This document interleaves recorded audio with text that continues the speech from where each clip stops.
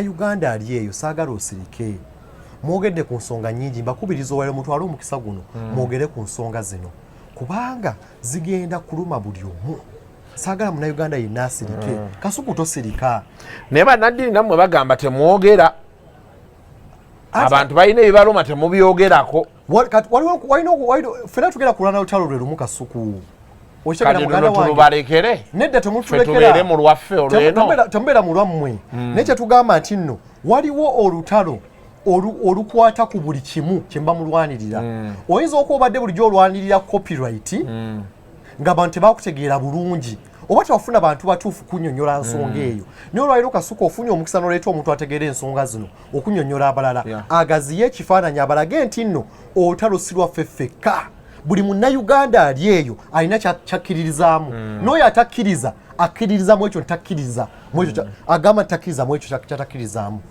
so olutalo lutukwatako ffenna nga tuvudde wano okunyumyamu okunywamu kacaayi bwe tuddayo ewaka ewaffe buli omu alina ekkoona laddamu n'agamba oba Biikira Maaliya ajjudde enneema oba Allah oba ani oba oyise ku mutonzi ki oba oyise ku Yesu Kristo nga kufa bamu buli omu olina wodda mu kkoona n'ogamba Mukama nnyamba kati omuntu akutte ku Mukama kukkiriza tosobola mulekera wadde olunaku n'olumu okutataaganya eddembe eryo. Is ordering your stock from China, Turkey and Dubai stressing you so much? Is it taking you months and months for you to get your stock? Just 1, 2, 3 and trade like a boss you are. 1. Talk to Aran Global Logistics on 0740 152 331. 2. Let us know whether it's sourcing or sending money to a supplier that you would want. 3. Enjoy our unmatched customer service. Trade like a boss with Ryan Global Logistics. Find us at Nabugabo Street, BBC Building, room N412. Call us on +256 740 152 331 or +86 180 723 935 15 or +86 132 502 156 85 or visit our website on www.rangloballogistics.biz. Rand Global Air Express Cargo. We move anything, anywhere.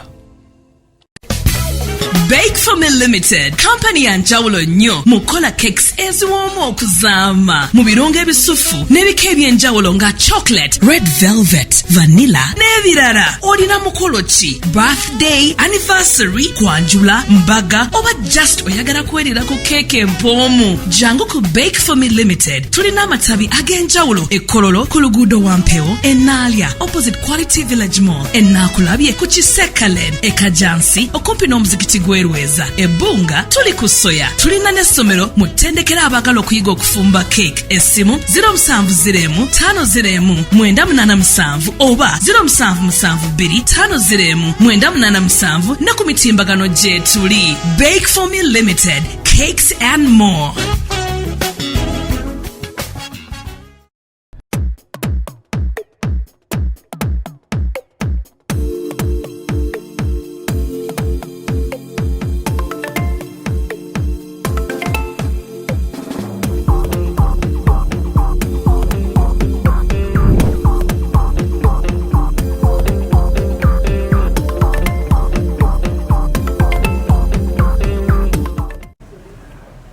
Welcome to yet another edition of Kasuku Live. This edition is special because after how many years? 3 years? Over 3 years. You came to this channel in my first year. Yes, nakatandika. Kati tuli mu mwaka gwa this month, I think April. Tutambuza mwaka gwa kuna. Yes. So I think we need to celebrate Kasuku Live before the month ends. How are you, Simon? Good. So, things have happened for you in that space of 4 years. Cut you a counsel of the High Court. Advocate of the Chitegeeza achi. Chitegeeza munamateeka akola amateeka. ovudde ku bwa lawyer lawyer yo yasoma amateeka kati advocate counsel goita counsel yona asobola okugenda mu kooti n'akuwolereza ekitegeeza essaawa yonna ompolereza essaawa yonna ekingwako kyonna kintu kyaffe kino but you have been silent these days gyendi omanyi wabeerawo tactical withdrawal waliwo wetaaga okubeera nnyo present ninaye tolina kwefuula waliwo nali njogerako n'omukulu omu naŋŋamba obeera ne kawayini akalungi tolina kanywa nnyo buli kiseera okajjayo lumuna lumu oba okola kali ke bagamba you only speak when it is important kuba abantu baffe ekizibu kye tulina abasinga kamera eno bagyagala nnyo ne weteetaagisiza bagala nnyo okubeera buli wamu kati ffe tusajja kudde ebintu biti tubeera mu ngeri ndala nnyo tokyalinago eyo excitement ya kivubuka how is the prophet mulungi nnyo prophet wamaanyi nnyo alina akantu keyafulumiza nengakuweereza tonaba kasuulayo kaliwa prophecy update yabadde Dubai ekyabadde Dubai prophecy ya Dubai yali yajogerako mwaka wa yali 6 December I think 2022 n'ajogerako n'ayogera ku ebintu ebyali bigenda okubeera mu Dubai kati amataba ogalaba agabaddeyo abantu basobola nakutambula kati bannaffe abali abakolera eyo bonna balina okumanya nti Mukama abalinako ekisa kubanga ebigambo bya prophet si byakwonoona naye kuzzaamu maanyi kisa era profesi eyo ebadde y'amaanyi nnyo waliwo n'eddala gye yawadde eye Kenya nayo amataba agali e Kenya ago waliwo n'eddala gye yawa ku guno omusango gwa Sebutinde waguli ogwa Sebutinde yayogera kyamaanyi n'agamba ati nno kooti tugenda kukabanga mu Uganda waliwo amaaso amogi batadde ku nsi Uganda ate nga kwataganya nnyo ku bintu bya kooti oba ebyekussa ku kooti ku nsalawo za kooti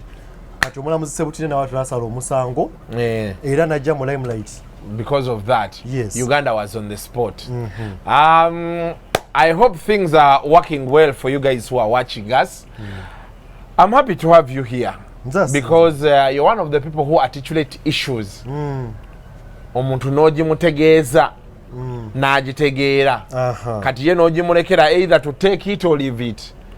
There is one time we were gamba prophet is what was the exact statement you said? Prophet w'amaanyi n'okusinga Simon Peter n'okusinga bano n'okusinga abatuma abaaliwo n'okusinga bannabbi abaaliwo at the time ate nga kyekusiza ku Bible ekugamba nti kakati gwe oli kitonde kijja oba oli mulokole oli kitonde kijja Bible bwekutunuulira egamba nti nno ne Yokaana omutume John the Baptist ali ku ddala lya wansi nnyo bw'otunuulira abaana ba Katonda oba nkitegeeta kyogere mu luzungu nti even the least in the kingdom is not lesser than John the Baptist so bw'otunuulira engeri Katonda gy'atulabamu ffe abaana kati abalokole ebitonde ebijja nti eddala lyaffe liri wagguluko okusinga ne Yokaana omutume so saayogera kigambo kivvoola lwakumanyi midia yaffe ng'engeri gyetambula eyali interview mpanvu naye ne bajjamu bagala nnyo buno obuntu obukola obuli sensational ne babujjamu ne babukasukayo kati abantu ne balyoka batabuka naye kirungi you had where you were getting it from yes you know most times they ask you back it up notagala nze nina ekizibu kimu omuntu baŋŋamba nti kasuku omuyembe ogwo guwonya nondaga proof nti yiino nze mba nja kugukozesa kituufu kasita tondaga bujulizi awukayana kwaffe wekutandikira so if you have information like you've quoted that in the Bible to back up your claims sagala kuwakanya nnyo ebisigadde ebyo kati biki bibyo na buli omu ali eyo nga bwalaba ebintu bye but today we are going to talk about etteeka baliise batya balita national and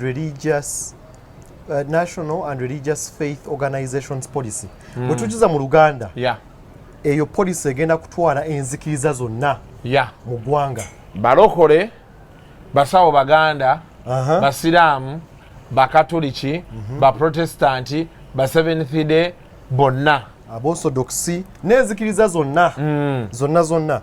So there is you're going to break for us down some of the pertinent issues in that law. But I've seen there's a meeting one oko Miracle Center, I think last week.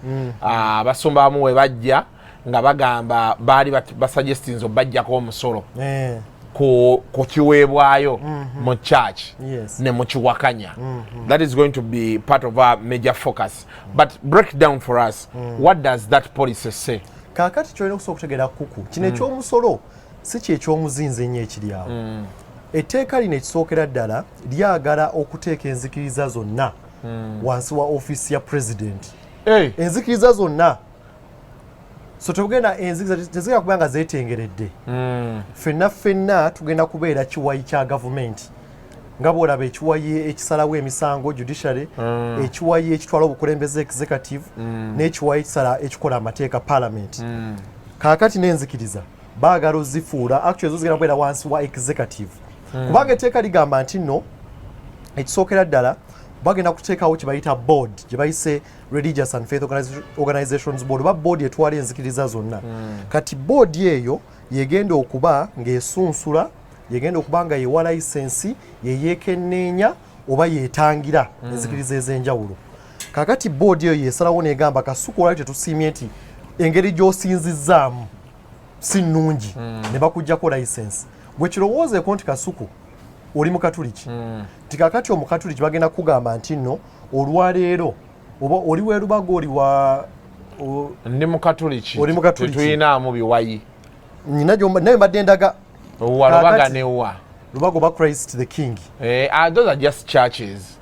Nzija naye ffenna tuli wamu nkuzimbira ekintu nawe nkuzimbira kakati nga bagano kasuku enzikiriza yo tesanyusizza kitongole kino kyebayita Ministry of Ethics and Integrity oba ekwasa ebyempisa n'obuntu bulamu.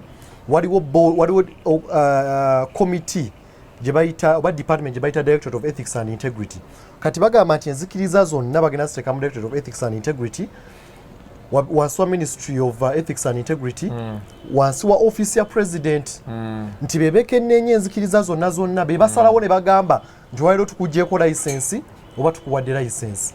Naye Simon ku bintu ebigenda mu maaso mu ggwanga naddala ekyo nno kyekimu ku byo ebiri mu tteeka anti njagala tusooke tutakolinge waawo naddala ku balokole waliwo abalokole abamu I'm not saying all of them naye waliwo abalokole abamu betulaba abakola ebintu ebimu oli n'akwata nti gano amazzi gakola ga mukisa ga ssente beeziti abantu simanyi temukola beemuti and you're like isn't this too much?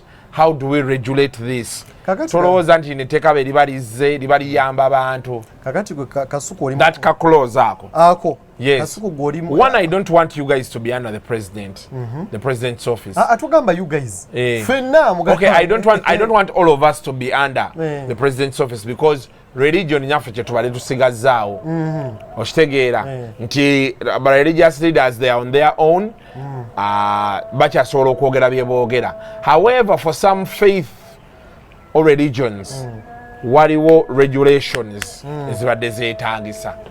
kakati kasuku oli mukomba sapuli sikyo buli 6 June oba 8 buli 3 Matters Day yes mutambula aba ne bavaawa ne batambula okuva wala batambula okuva Kabale ne bajja paka eno abamu ne bafiira mu makubo abamu ne bajja amazzi goyogeddeko oyinza okuwoza amazzi galiba mu balokole bokka naye nammwe wali Namugongo muganda wange waliwo abanywawo amazzi kituufu ku bwereere ensonga ze si ya ssente naye ensonga yanzikiriza ya muntu nti omuntu avaayo n'agamba kyekino kyenzikiririzaamu waliwo oli n'agamba nti nojja kubeera ewange nsinze embwa nina akabwa kange kensinza oli alina kakapaka oli alina omuti oli alina buli nzikiriza yonna eri awo. Ensonga z'enzikiriza si z'ensonga gavumenti zisobola okubeeramu nga oba abita okiyita mu luzungu nga yeesalirawo omusango. Gavumenti terina buyinza obwo ekisookera ddala ate gavumenti terina bukugu obwo terina budde terina biseera ebyo togenda kubeerawo olondole buli nzikiriza ya muntu weewaawo nti waliwo abakola ebyambyona ekyo kituufu era ekyo kyo waliwo amateeka agakikwatako naye njagala weetegereze nnyo etteeka lino lye bagezaako okuleeta kasuku mu Uganda tulina obuzibu obwo bumu buli nsonga twagala tukiteekeko etteeka wayambadde essaati yino ya marooni bateekewo etteeka waliwo eyakoze kino bateekewo etteeka buli muntu tuteekako ki etteeka ekyo kisobola kitwala mu maaso ng'eggwanga oyogedde ensonga ey'amaanyi ennyo ffe nga bannayuganda enzikiriza kye tubadde tusigazaawo ebirala byonna nga babityoboola dda babivologavologa dda kaakati ng'okusinza kuno kutusigazaawo omanyi amasomero ameka Catholic Church geyina wano mu Uganda Anglican Church omanyi amalwaliro ameka agali wano omanyi services meka eziri wano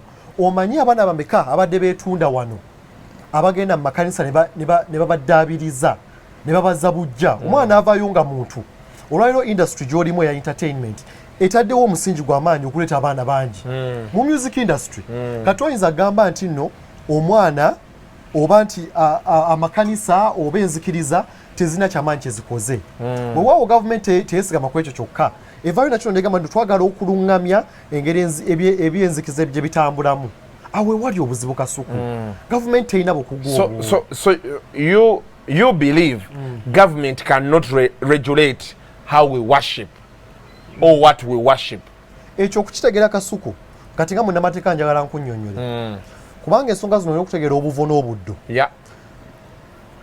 eddembe ery'okusinza abasinga kye balaba nti eddembe ery'okusinza kwe kuwanika emikono fe abamu kutwogera mu nnimi oba okusinza ogenda mu kanisa eyo expressive form naye waliwo eri enzikiriza gye tutwalaba mu kasuku mu mutima gwo nti olina kyokkiriza eddembe ly'okusinza litwala enzikirizayo ey'omunda n'engeri gye weeyisaamu ng'ojjayo enzikirizayo kaakati gavumenti bwe ngamba negenda kulondera ebyo byonna byonna abannayuganda abasinga kye batategeera kiri kimu kubanga ogenda balaba mu komenti nga bagamba nedda waliwo abasumba waliwo abakibafaazi nedda abasinga batunulira ekyo kyokka kyokka naye kasuku okimanyi nti gavumenti olwaliro bwenteeka wansi wa boodi eddiini yonna ekiteeka wansi wa boodi boodi egenda kukusalirawo engeri gy'ogenda okusinzaamu gwojja kuba otunulira kiri expression yokka naye expression eva mu kiri kyokkirizaamu munda kati gavumenti erina obuyinza obwo kati munnayuganda saagala bannayuganda babuukirebuukire nnyo bintu balina okutegeera nti nno bino bye tulaba nti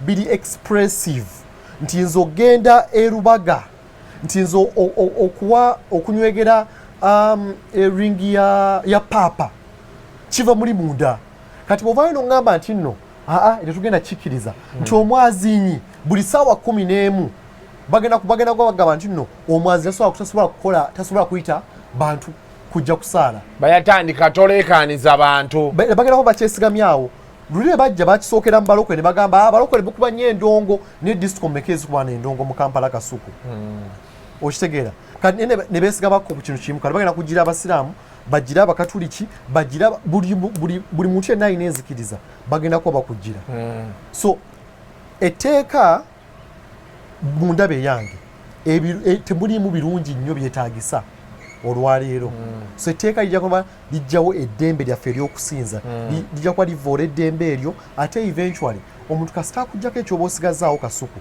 enzikirizayo aba akutyobodde eddembe erisingirayo ddala many people okuba obadde okyatubuulira ebimu ebiri mu gondi eyo police bali njagala otuwongereyo tulyoke tutuuke ku kisinga what is on people's lips yes ate ekyo kiri ku mwa gy'abantu sesinga ekyo simanyi lwaki kibasanyusa nnyo ekyokuba nti babajjako omusolo most people think you guys are arguing because gamba ffenna kasuku va mu bintu byegamba bino you guys anti nze siri religious leader si byaba religious leaders etteeka bw'olisoma baliyita national religious and faith organizations policy litwala omuntu ow'enzikiriza yonna yes nanti waliwo ebitajja kunkwatako direct kati nga ssente zempaayo buli kimu kikwata kuba abamu baga nti ba religious leaders okuvaayo up in arms about this and the seriousness involved now is because they are touching their accounts ekyo si kikulu nnyo kubanga era ne bw'osoma mu byawandiika byonna kebe Kuraani kebe Tora kebe Bayibuli kebe ekiwandiiko kyonna kyonna ekyenzikiriza omusajja oba omukyala wa Katonda okubeerawo kwe oba engeri gy'alina okutambuzaamu emirimu ekitabo ekyo kimulambika bulungi engeri gy'alina okukola ki okutambulamu sebiweebwayo sagala babifuule nti byamaanyi nnyo nekyo olina okutegeera nti mu bayibuli waliwo abaana ba Isirayiri bali baagala okuva mu Egypt mu busibe nga babasibye kaakati nabbi yaliwo ku olwo Musa n'agenda ewa Falaawo eyali kabaka n'amugamba nti abaana ba Katonda bate bagende basinze. Falaawo n'amugamba nti nno abantu genda kubata bagende basinze naye tebagenda wala nnyo ebyebbeeyi golodi n'ebirala bisigale kumpi. Omwoyo ogwo gw'omwoyo gw'etteeka lino nti olaba ne mu bayibuli Falaawo yali akimanyi nti omuntu yena kasita omuggyako okusinza Katonda we oba okuwaayo eri Katonda we oba omuggyeko ekinyusi ky'okukkiriza. Okukkiriza muganda we kasuku kirimu okuwaayo n'okufuna. Oba ontegeera bulungi nti gwe olwaliro ogamba nti nno nzikiriza obulamu bwogenda buwaayo ogambe oba olimu nti ndokose oba nti nakola bajuzi ng'omwana abaana batute bababatiza omwana oba omuwaddeyo. Kaakati etteeka lyo kye ligamba tuvudde ku kiro ekya boodi etteeka ligamba nti nno gavumenti yegenda okusalawo engeri ensimbi gye zikozesebwamu yegenda okulungamya ezikuŋŋaanyiziddwa mu kyaki sezikuŋŋaanyizibwa zokka mu kyaki kubanga bajeti y'ekyaki gyekola erina okubanga egoberera emitendera gya gavumenti. Olwaliro nti singa gavumenti esimbye omulaka ku PDM buli kanisa kereziya muzikiti gugenda kwogera kintu kimu gavumenti kyeyagala. Kaakati gavumenti si yetuwa obuyinza bw'okusinza obuyinza obw'okusinza si yetulungamya ku by'okusinza. Kaakati gavumenti yavaayo ddi netandika okukola ki netandika otugamba ebintu ng'ebyo. Okitegera muganda wange etteeka lyerimu ne bagamba nti nno olwaleero bagenda kubanga be basalawo ani asobola okuyimirira katuuti abuulire n'atasobola kuyimirira kaki katuuti abuulire. Ekyo abantu ekyo kiba kijjensa.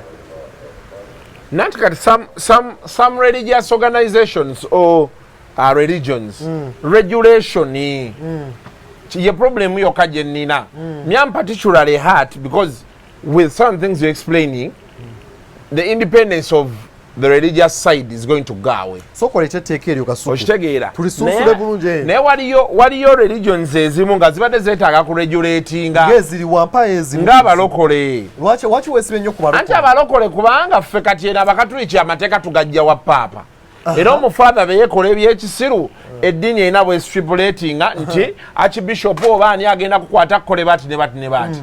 Kati abalokole bo bagamba it's a calling obeeraawo Katonda n'akulabikira. N'abakatuliki ebeera calling. Yeah, but you got through school to become a priest. Waliwo n'abalokole bagenda mu ssomero. I know, but now the regulation, who regulates, like I told you, when a priest, I mean when an apostle, pastor, bishop, the question is, how do you become an apostle? How do you become a bishop? How do you become a pastor? Then, when things go wrong for you, bw'okola ensobi kati saawa eno waliwo bapasita bali mu mawulire beevuma, who regulates them?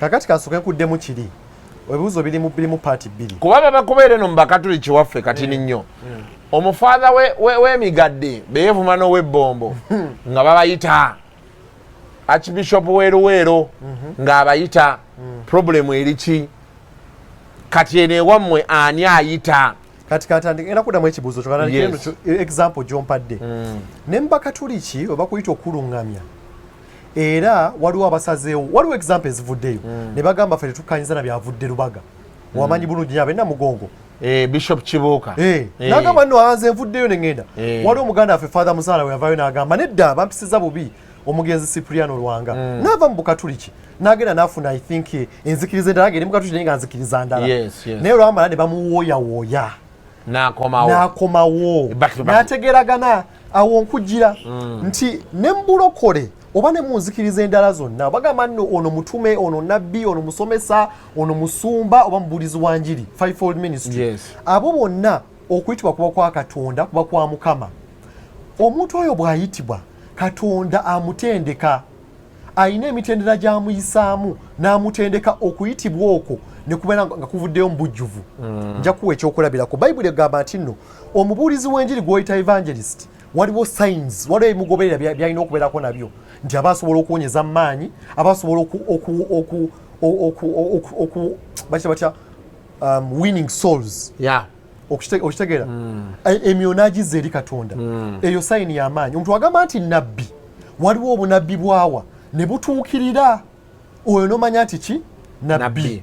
Waliwo kakati omusumba kolingi ye yakubudaabuda bantu, eyo kolingi eri awo togenda musanga alina ekisa alabirira abantu.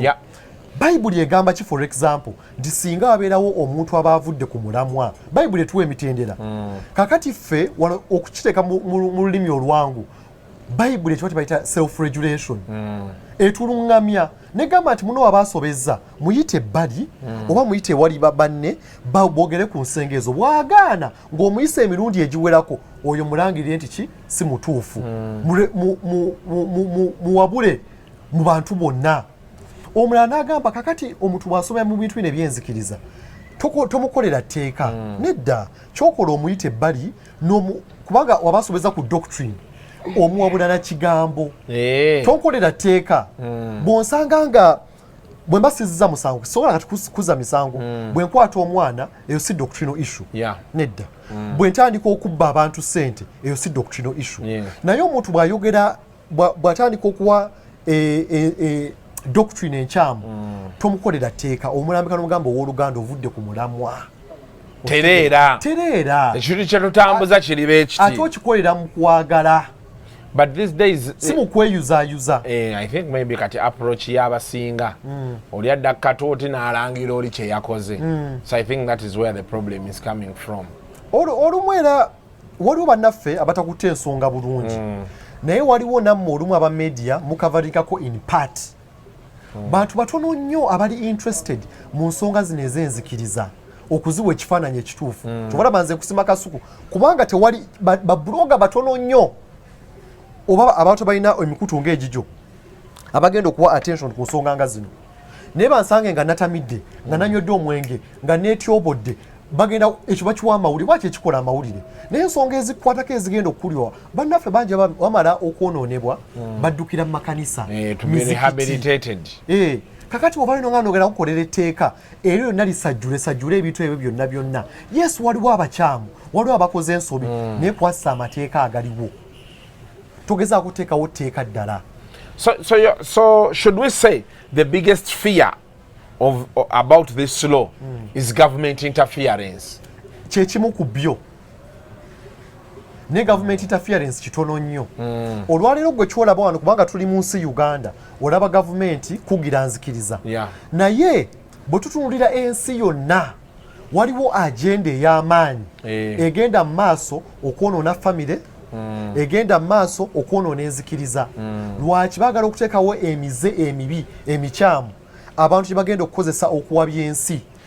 Okuteekawo emize egyo olina okutta famire, olina okutta enzikiriza, kubanga enzikiriza wano mu Uganda okwata ebintu bisatu ebiyinza okwonoona abantu: culture, enzikiriza, famire. Ebyo ebisatu singa obitatana ne bivaawo ng'omaze society ogyonoonye. Kati enzikiriza eno abamu bagimanyi ku global level nti singa osobola okugyonoona n'ogiggyawo abantu bakkiriza ebitali bituufu, eventually oba ogiggyeewo. So should we say government ekyakolera abantu? Is it right to say that? Si gavumenti ekolera abantu, naye waliwo abamu abali mu gavumenti abeeyagaliza ebyabwe. Kuba originally yeno policy evaawa. Nze kankuwe history. Lino etteeka ligenda otandika way back even before 2013. Okitegera muganda wange lize libeerawo. Actually 2013 teri akajja kati. 2013 kati kankulage. Kati actually nkola zina biri ku nsi. Bwe nkulaga mu biseera bya Bayibuli, kuva dda mu biseera bya Bayibuli edda wabeeranga w'abasajja nga bagamba nno ffe eddiini tulina owuyawo kabaka Kerode n'agamba alfe eddiini tulina ogiteeka mu natta abaana abalenzi natta abatume neyegezaamu ne ku Yesu. Farao nkugambe naye yateekawo etteeka bwe lityo. Waliwo omusajja mu Bayibuli bamuta Danieri naye waliwo ekiseera bwe kyatuuka ne bagamba nti no Danieri tumusanze mu nsobi yonna, naye kasa tukwata ku nzikiriza ye awo nga ennamusa etuuse ku nnyo nga bwe twandiyogedde olwaleero awo nga Daniel omukutteko era Daniel n'avaayo n'alemesa ekintu ekyo mu biseera bya Yosefu mu Bayibuli so nkulaze biblical perspective from back so kibaddewo okuva dda bw'ojja mu biseera byaffe balade ebize bibeerawo kati nze ngenda okukitegeera poliisi eno ogenda okujja nasooka kuwulira profesi ya Prophet Elvis Mbonye yagiwa dda I think 2012-2013 n'agamba nti ogenda kubeerawo etteeka era sirako kubadde osobola okumpa akakisa mu gundi eno n'onteramu kakiripa ne bakalaba kakiripa okayina kakiripa nkayina njagala bantu wonaasalamu obulungi okateekemu producer tuwe kiripu eyo okitegeera There has sprung up a new wave of the church body experiencing the supernatural at a level never before seen in religious history. As a result, however, it has shaken up the kingdom of the enemy to such lengths that there has risen up an oppression threatening this new work of God, and debates and conversations around this topic dominating both religious and secular airwaves. But these events were revealed long before their time to a prophet of God, one who was actually at the helm of this supernatural wave. There's a coming, something supposed to be discussed, and it's like a shifting, something being shifted, and it is the spirit of the accuser trying to counter-attack the work of the church, and it is taken right even for discussion among the secular leaders, and it is like something that infringes upon the church, and as never before the freedom of worship and expression is infringed upon. It is time to pay attention. The time has come when the prophets of Baal shall contend with the prophet of God. Secrets have been exposed. Now, some of these things I had already seen them. I had told some people in front here to prepare, but I'll see their secrets. On the 28th of February, Prophet Elvis Mbonye revealed what would be an upcoming legislation that would aim at being inhibiting to the powerful works that were being manifest weekly in the fellowship. I saw them the other day. They went and they're trying to make up a rule. You will see it come. They're trying to make up some kind of legislation. You will see it, and it will be passed, and you'll think, oh, this is passing it. But I know the fellows, the fellows who are actually instigating it, and a guy is just being obsessed about what God is doing. 23 days later, a leading news publication started running a breaking story of government looking to perfect the legislation of religious groups and gatherings, with clerical institution leaders already voicing their support for the policy. According to news reports, this policy would require all churches seeking to acquire a license to register with the Ministry of Ethics and Integrity. But actually, it is seeking to put a noose around born-again Christians and their organizations. Kampala Capital City Authority last week announced plans to start arresting street preachers. The government is also coming up with a policy which is going to regulate the services of religions in the country. Now what this policy does is it wants to set out what is acceptable ways of worship and what is unacceptable ways of worship. The spirit of the legislation is actually not to regulate, it's to control. And we know that once you extend your hand into control, the next step after that is separation. Separation of certain aspects or certain people who are seen not to be falling in line. After separation, the next step is operation.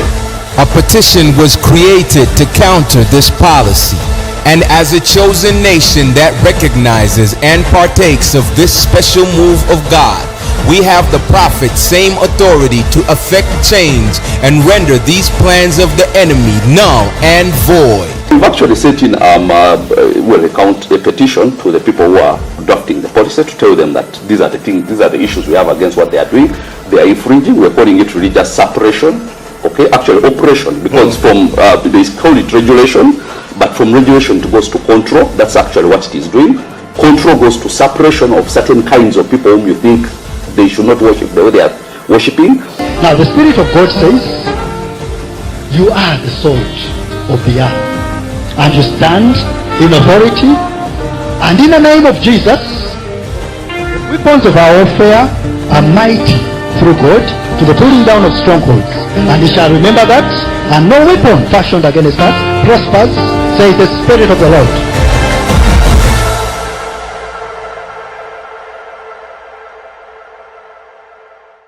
Abantu bategeere prophecy gye yava n'agamba nti no waliwo abantu abagenda okuteekawo waliwo kye bagenda okuteekawo ekigenda okutyobola eddembe ly'okusinza teyagamba nti Abalokole lyokka naye yagamba nti omwoyo gwa Kristo gwonna omwoyo gwa Kristo si Balokole bokka n'abalala bonna ab'enzikiza y'Ekikristaayo nabo mwebali n'agamba nti n'etteeka eryo ligenda kuvvoola eddembe ly'abantu kakati ngenda okuyema tubitandika okuvaayo mu mawulire 2013 2012 zenkyalina mu secondary school mpulira waliwo bannaffe abasumba besigenda kwatuukiriza mannya wano bavaayo ne bagamba nti no bo baagala okukola ne gavumenti okutereeza ebyenzikiriza naye nga kyebagezaako okukola mu maaso eri kuzimbawo ddiini ndala ya kirokole nga bwala abantu waliwo obukatuliki abanglikani aba Seventh Day ne bagamba n'Abalokole twagatuka ki kano waliwo yavaayo n'agamba nti yenze atwala bapooso bonna nesaako n'ekiba kye bayita presiding apostle munnaffe musumba omu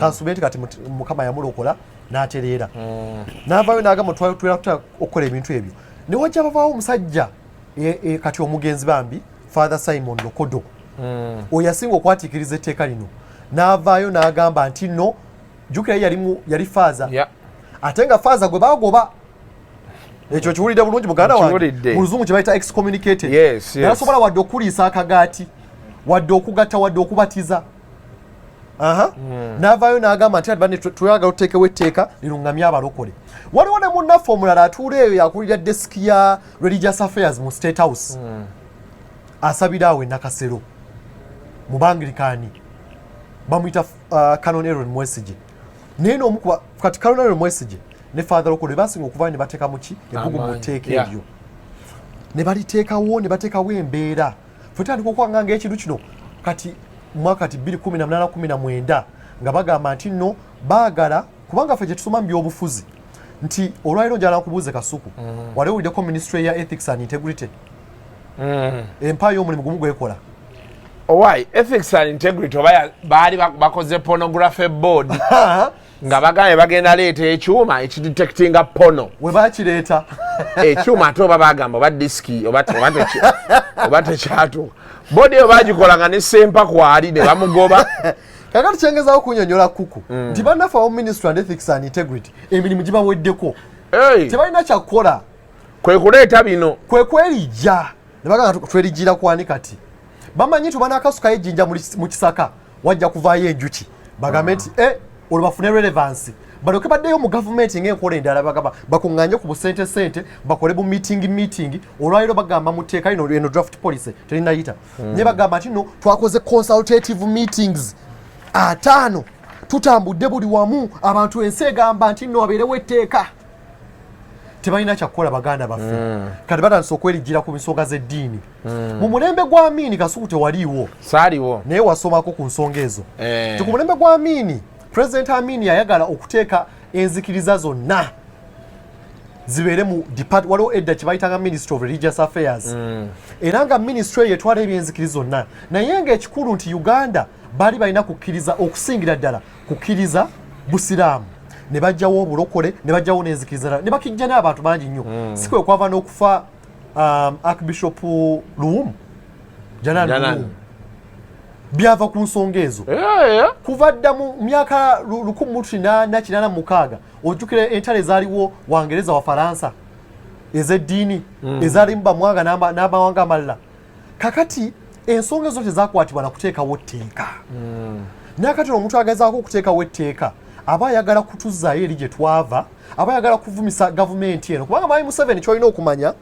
nti azaacha akyogera lwatu nti ye taagala kubeera na draconian policies oba draconian government naye bannaffe abamu bali mu gavumenti bano benjogeddeko be bazze bateekawo embeera eyo eyagala okuteekawo obwetaavu olwaliro mu entertainment industry kasuku bangi kummwe mukola ebintu ebituufu si kyo naye waliwo bangi abakola ebikyamu gye bali olwaliro muli wano muyombera copyright muyombera zino ensimbi ze bawadde bakenzo n'abalala naye kakati kyogamba nti nno kubanga waliwo bagenda okukozesa ensimbi ez'obubi n'abalala bakolera etteeka eri batwaliramu nedda balina kozesa galiwo okwata bali nebo kakati mu entertainment mugamba mwagala copyright tebagala kuteekawo new copyright law basooke bakwasisa eno kubanga lwo kyemwogerako mwagala royalties abayimbi copyright omusobola ogikwasisa naye kakati enforcement yebulamu si teeka pya kati already waliwo ekintu ekyefaananyiza beekityo in terms of religion amateeka getusobola okukozesa nga tetuleese mapya wegali nga kankuwa ekyokulabirako nti waliwo bw'okwata omwana waliwo abasomaga nti bakutta abaana penal code weeri waliwo n'emisango egyokukabasanya okitegeera bw'ogamba nti nno omusumba yayenze ne mu penal code mulimu etteeka eritwala ki obwenzi bw'ogamba nti wabbye ensimbi z'abantu waliwo kibayita anti-corruption act waliwo ne kooti eyetengeredde waliwo ne unit mu state house ede yakulibwanga Kano Edith Nakane yes eya anti-corruption unit waliwo gonna amateeka abala gavumenti kyegamba nti nno tulina okulungamya engeri aba religious organizations batambuzamu emirimu ku grassroot olwaliro ku grassroot kasuko badde okimanyi waliwo omuntu gwe bayita district development officer omuntu oyo eri wansi ku kyalo bw'ogenda n'owandiisa ekkanisa oba omuzikiti oba ki yasobola okukwasisa ensonga ezo but are the laws biting tewetaaga kubeera na because people say some religious leaders become very powerful that they are above the law mpayo ekyokulabirako mbadde saagala yingira ntalo z'abantu kubanga oli ayinza olowooza mulwanisa nga ate si mulwanisa kale twogere geno yes nti geno aspect nti omuntu ajja n'arepinga abantu n'abeerawo awo nga tagenda mu kkooti abamawulire ne baleekaanamu ne bibulira awo bwe bityo and justice is never served tebiri mu ddiini yokka mu byobufuzi waliwo muganda waffe juzi yabadde avayo nga ekimu ku ebibiina ekisingako kati omunene ebivuganya gavumenti nga bagamba nti nno omulimi olwaffe okwerya okuli awo obwana obuto babulya mpuga yabyogera mu bbaluwa ye naye nti ekiri awo emundu eseka busesi naye mpuuga w'amaanyi ayogera ebintu bannaye tatya kakati ne weebuuza nti nno waliyo ebitagenda bulungi mu bannaffe aba NUP naye onagamba nti NUP yonna nkyamu kyekidda ne wali bagamba mbu aba-NUP bavuma si bonna tebavuma waliyo abaana nga bo tebavuma ne mu NRM waliyo ebyambyone bingi nnyo naye onagamba nti naye yonna nfu tosobola kakati nga bwe ngamba nti ne mu secondary waliwo emisango egizibwa naye onagenda okuwera emisango egizibwa nti abakutta abaana mu bibiina by'obufuzi tubakolera etteeka abakutta abaana mu entertainment tubakolera etteeka nedda kwasa penal code eriwo existing laws zikole ku nsonga zonna so Simon feels we don't need a new this is a policy that's going to become a law bali mu draft policy does it eventually become a law it becomes a law eventually so bakyali mu consultation phase we wali obuzibu awo oyogedde ensonga nkulu nnyo sibayo badde ogitegeera bigambo bibiri ebyawukana consultation ne sensitization bw'oba okola etteeka waliwo kye bayita consultation okwebuuza ku bantu ate si bantu bonna kye bayita ba key stakeholders balese marriage bill bagamba teri mu draft bagamba baagala ng'omuntu temulina kwawukana okutuusa mubadde mwenna efuuluya ebisagana bigenda mu nyokasale ku kino ekyandeese kati bagambye oba nabyo tokkiriziganya nabyo olaba byagisiro ebyo nabyo ojja kufuna akadde ne poligame baadde bajogeddeko nti batukkirize tube n'abakazi be twagala waliwo ddiini ezikiriza oyo si opendi yalirimu eryo marriage bill kuva dda era opendi awo ateesezza bulungi wokka twakyayira omukazi twakyawa omukazi oyo ku tteeka ly'omwenge lyaleeta era pulezidenti ogenda sayininga etteeka ly'omwenge ojja londa agenda kunoonya abanamuwa akalulu kuba ffe bwe muyita abatamiivu ffe bagamba nti wali tutaddewo disco mugende mwewandiisa abanaalonda era ffe bagamba nti owaaye nga tonnaba kwebaka so ogende wali olonde Museveni ne tulonda oba tulonda ani oba ani owekikofiira asembayo waggulu oba wansi nti wansi mulinga abaka ba parliament Muzeebe ayogerako n'agamba nze sifaayo ku abaka bange oyine bwana azuuka nga avudde azuukuse buzuukuse n'awanika omukono polisi zaffe ziyite oyo ye mulungi yeffe kyokka ffe bebalwanisa naye netteeka kati kujjira muganda wange kuku olwaliro gwe kyotolaba mu tteeka lino nga sinakulya ku sensitization ne consultation etteeka kye likola nga munnamateeka etteeka lino bw'olikwatako n'ogenda for freedom of worship oba ogenze mu ddembe lye bayita freedom of association kubanga association tegeza tukuŋŋaanira wamu ne tusinza n'okwata ku ddembe lye bayita freedom of expression eri mu kawaayiro 29 erya ssemateeka kaakati gwe olwaleero omuntu atulaba olwaleero ayinza okulowooza nedda bakwata ku byanzikiriza byokka nedda baaba bagenda tandika ku byanzikiriza badde kuŋŋaana badde kwogera ekinaavaawo kuku olwaleero internet freedom gye weeyagalako olwaleero waliwo ajja okunyagamira waki wakyazza Ssennyonga kati kuku tumuteekeko baani yogera byokka bye twagala toyogera bino birala gye kiraga gye nkulengeza eri kakasagala abantu balabire wano kumpi oba balabise endali balina okulaba ensonga balina okigaziya bakitegeere nti nawe wali mu entertainment olwaleero kigenda tuuka kikwateko bwe balumba Kyagulanyi bangi ne basirika bangi ne basala ne badde nnyo ne bagenda mu byobufuzi naye ne babalumbirayo ne bakanyugira obucupa tebaddeyo okwetonda ne baddayo okwetonda kati nkulaga nti olumuntu genda tusirika ebintu ebituluma naye nga bw'ogaziya ekifaananyi bigenda kulumba buli omu biba bijja mutuukako kati back to consultation ne sensitization etteeka lya gavumenti ligamba waliwo kye bayita policy guidelines eza 2013 eziri under Ministry of Public Service ligamba nti oba onaazimba etteeka lino waliwo kye bayita evidence based research nti olina okubeera ne evidence ekitegeeza nti nno nawulidde nti oweegundi alumba eweegundi nedda olina okubeera n'obukakafu obw'omuggundu tukwata bintu bitonotono n'ogamba eyo evidence nedda tewabaddewo evidence based research tebeebuuza ku bantu toyinza kungamba nti mu ggwanga erina abantu abasooka 48,000,000 okoze consultative meetings 5 kuka nga ebakyogerako obeera bonna obatuuseeko ate ebyemiga binajja olwaleero kakati kakasuku kyokoledde bannayuganda obabuusizza mu lulimi olwaffe kubanga bo kye baagala okukola bafuna bannaffe abasinga abayitiddwa bambi oba abasumba bali mu byalo abawereza bali mu byalo across all religions tebaasoma nnyo kati olumu engeri empitapitamu lino omuntu agenda mutwalira bamugambe nti nno oze mu conference ngeyo walowezako mu conference samwe bakuyita mu conference bakuwadde ka soda ne ka keeki bakuwadde chai ne lanchi bakuwadde allowance ya meka ya mutwalo tewasoma nnyo tomanyi nnyo ate sikuvoola abantu tamanyi nnyo bintu byabasoma bakuteeka meeting ne bagamba kakati etteeka lino binnyo olumala ne bagamba kati mwogere muzeeyi mwagala abakolere ki n'olyoka owandika wali foomu kati bo ne batwalanga evidence ne bagamba twakoze okunoonyereza abasumba banyiivu nnyo naye ebadde consultation kakati waliwo kasuku bwaleeta omuntu ow'amagezi nga nze n'agamba munnayuganda nti nedda bino ebakozesa okukubuusa kubanga kasuku otuuka ku bantu bangi nnyo waliwo media kati waliwo media otali mu media olwaleero abasinga tebagala kwogera ku bino ebintu batya mainstream media gye njogerako tebagenda kuwa time gyompadde lwaki batya ate abasinga gavumenti esinga oba sponsoringa kati bagamba owaayi bwonnayogera ku kintu kino ekintu nga kiri very sticky abamu bambi tebamanyira kumanya tebalina knowledge gap y'amaanyi kyeki kye mbadde nkuteekako nti bannaffe abali mu gavumenti abatembeta etteeka lino tebakola sensitization oba tebakola sensitization kyebakola bakola coercive consultation bakunyola omukono ne bagamba kasuku onaawagira ekintu kyange onaakiwagira omanye omutawagira kati wale bana bawadde bakola ku press conference magamba abalokole ne bagamba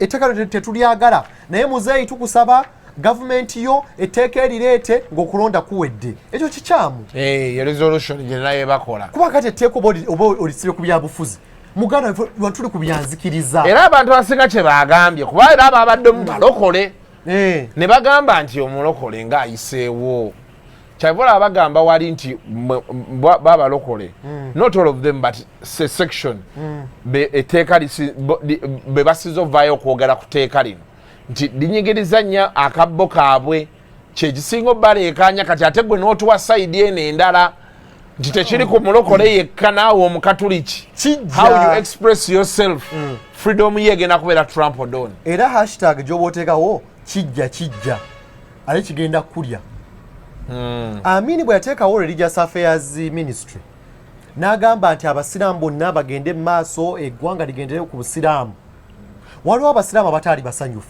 waliwo abaali abasanyufu naye we batta kati bannaffe waliwo era nga bakozesa bino ebyokulimba abakatuuki ne bagamba tetigenda tukwatako nnyo abalokole abedda ne batandika okugamba nedda bana ekintu kigenda tulya ffenna bamala kutta luwumu ne bagamba bannange ekyo ati omusajja atujjidde twali tulowooza ali ku balokole bekanaffe atujjidde so saagala muntu adde agambe nti nno nze omukatuliki eyo nayo tactic mu media nti basobola okukozesa obulimba to pit this one against the other they pit you against the other one kati bali balowooze nti bano tebabiriimu kakati oli owa minisitule agenda bakatuki abagambe mwe temufaayo waliwo etteeka lye bayita erya si tteeka naye waliwo poliisi ezitwala Ministry of Public of Lands abakatuliki abangilikani edda bwe bali bazimba amakanisa ensonga zaabwe zaali zisinga kwesegama ku ttaka ne baregistering waliwo tekali bayita Trustees Incorporation Act kakati ne bakozesa etteeka eryo kakati bano bagezaako okubalimba babagamba nti nno nedda mwe musirike waliwo etteeka eribakuuma tujjidde bano abalokole abaregisteringa mu URSB naye ne beerabira nti nno etteeka eryo we banaaliyisa erinnya olirabye kasuku The National Religious and Faith Organizations Policy 2023 lisomye nti National Pentecostal National Born Again ligambye National Religious and Faith Organizations njagala osome glossary what they define as faith organization kisomawo mu luzungu. Faith organization refers to any religious grouping in which persons with a common religious belief, faith, mission or spiritual values worship God together. Weyongereyo kisomewo okimaleeyo. A religious faith organization may include a religious congregation, church, mosque, synagogue or temple. Kakati mbuliro oli omubofu n'agamba nti nno etteeka terigenda kunkwatako likwata ku buli omu olwaliro ojja kuuza nti bajjidde balokole naye naawe likutwaliramu senduulu eyo ku kyalo gye tukuba olwaleero nti buli omu aveeyo ayogere baleme kusirika bannaffe abayisa amateeka gano bakkiriza ali tusuubira nti bakkiriza naye bambi abasinga kye baagala buyinza baagala kutuula ku mmeeza bagabanye ku mugaati babeereko abo bagaba boss naye bakutambulizeeko mu convoy bakuyita ow'ekitiibwa kugamba ebibalamu abantu amu ekibaluma kuba nti ye wakitiibwa ate naye teyayagala yakikolerera n'atuukawo neŋampoga ng'akuba alina lwajja nga azze kuba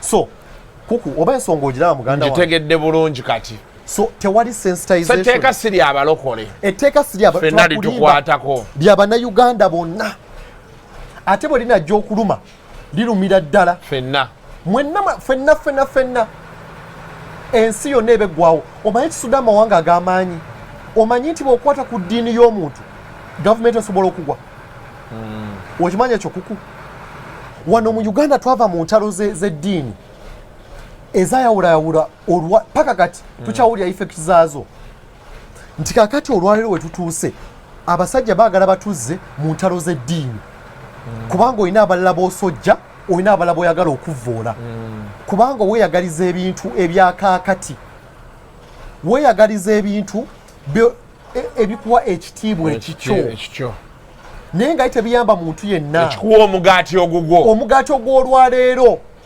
gwandibaako ogwo naye ogw'olwaleero otunde banno si bye bino Yuda bye yakola n'atunda Yesu Kristo kulwa ku lw'omugaati gw'olwo. So bannaffe ekyo kye basinza okukola mu poliisi eyo bateekawo kiboodiboodi ekiri awo. Gavumenti yemweze nekugamba nti nno abantu bangi nnyo ebyenzikiriza bikoze impact nene nnyo mu ggwanga, naye ate ne bakolaga ne statistics wano. Abakatoliki be basinga obungi, at least according to the census. Yeah. Abasiraamu ne baddako, abalokole ne baddako. Kati waliwo n'abannaffe abasamize. Traditional. Ba traditional rulers. Tukyali batini.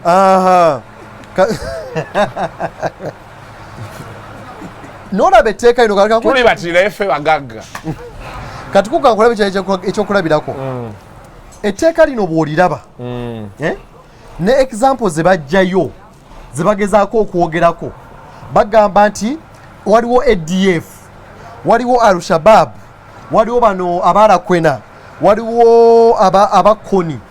Lwaki bakozesa example mu luzungu oyawunyambako mu Luganda kye bayita splinter groups? Nti Lakwena yayita kikira Bukatuliki bonna oba koni, ADF tekikira Busiraamu bonna. Olwaliro abasiraamu bayinza okutegeera bulungi ensonga yange gye njogerako. Muganda wange Sheikh Muzata nga tannafa namusinkana ku tteeka lino mwaka 2019. Musisinkana ne mugamba Seeka etteeka lino ligenda banyigiriza. Ye n'agamba muganda wange zinakitegeera dda. ADF we baagikwata ne bakwata Jamiru mukulu, buli musiraamu ne bakola ki? Ne bamutwaliramu. Kakati nga buli kimu bakiza kuki? Ku musiraamu. Terrorism bajja kuki? Si mu Uganda mukka ne mu nsi yonna. Lwaki bannaffe bakola etteeka bajjayo zokka example? Ne example zibadde nnyingi abantu bakoze ebyambyone. Lwaki beesiba ku kino kyokka? Owekyagala muganda nkuku. Well, obudde bwo butuweddeko. Dakiika ze zo waliwo ankubira oba kiki? Naye nedda.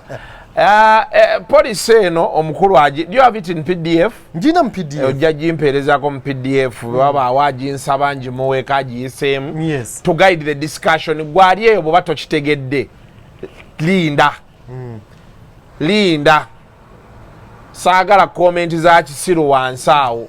Sizaagalira ddala. Tegeera discussion eno teri everyday. Ate kukunjala nkusaba ekintu kimu. Okoze content w'amaanyi nnyo okuyamba eggwanga. Kyekimu kyokka ekibulamu kyenjagala okuvolunteeringa. Waliwo content w'ebyamateeka abulamu. Oyagala tujjenga wano mutunnyonnyolemu. Nga waliwo ensonga okuzibula abantu amaaso. Bannaffe bangi abanyumira ebintu bye byoyogerako. Ne waliwo educative aspect eno gy'oleese mu entertainment bwe gyoyita edutainment. Nti okwata ebintu ebyandibadde bisesa n'obiteeka eno abantu ne bayiga ne bafuna ekyokuyigamu. Okitegeera? Kati juzi nakulabyo ena muganda egwokyaza wano ono dokita owakapata yani Dr. Chironde aleeta ebintu mu fun nakulaga health implications noleeta Shalom ow'obuviri nakulaga entertainment ne nakulaga life lessons ezigenda okuvaayo. Juzi waleese Lwasa nakulaga ensi engeri gyetambulamu n'ebyokuyiga ebirimu. N'omuyamba n'afuna nalabira wakoze ne ka video akamuyamba okutuuka Pastor Bugini. So njagala mu content wa fono ku Kasuku live tuberewo n'akanyomero ak'ebyamateeka. Ngenda funa abaka sponsoringa. Nze nekwatako bulungi. Gwogenda kujja for content. Onompaayo ba sponsor? Ba sponsor bajja kujja kuku. Onompaayo vako nti banajja onompaayo. Kuku saagala abantu batandika commentinga bya Kisiru wali wansi. Okay. Ebyekisiru sijja bikkiriza. Bakimanye bantu bakoccano bamanyi Kasuku baga nti lyo tayagala bya Kisiru awatabyagala. Let us have a civil discussion. As you understand things. Bw'owulira ng'omutwe gwo tegutegedde bulungi kintu kireke. You'd rather you ask Simon ajja beerako can reach out to you. Oyina email yo abantu gye basobola okureachingirako out to oba email yange weeri. Contact? Yes, email yange basobola okumpandikirako email yange. Email yange eri Senyon. Senyon 2 SENYON Senyon 2 at gmail.com. Email eyo ejja enyangu okunkwataganya. Kiba kyangu nnyo okunfuna. Essimu zino olumu zitawaanya, olumu essimu zibeera nnyingi. Ni naye bakumanyi Kasuku live. Basogamba Kasuku twagala oli kansoli ayogera ku nsonga zaffe. Nembawo ennamba. Ate ekirawo abantu batandika okuwa feedback ku nsonga eno kuku. Feedback eyo naffe gituwe.